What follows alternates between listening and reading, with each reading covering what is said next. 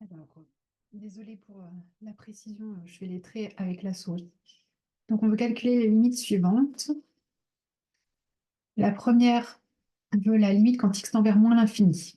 Donc, le cours nous dit que quand on prend la limite d'exponentielle x quand x va vers moins l'infini, ça va vers 0. X, quand x tend vers moins l'infini, bah, il va vers moins l'infini.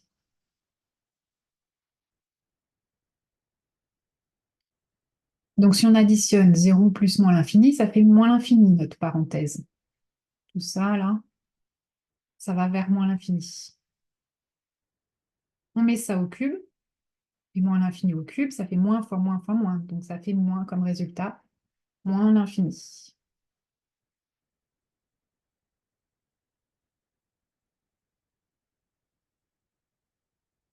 Pour la deuxième, on regarde cette fois-ci quand x tend vers plus infini. X au carré, un carré de l'infini, ça fait l'infini, et puis ça reste positif, donc ça fait plus l'infini. 2 sur x.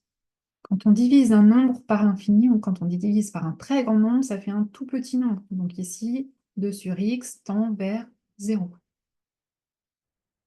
Donc tout le haut là de l'exponentielle tend vers plus infini plus 0, c'est-à-dire plus infini. Donc l'exponentielle en plus l'infini va nous faire plus l'infini.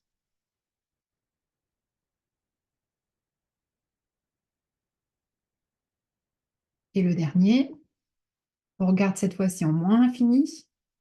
Si je fais moins 3 fois moins l'infini, on va faire moins fois moins. Donc ça va faire plus l'infini. Donc tout ce qui est dans le ln, là, ça nous fait 2 plus l'infini.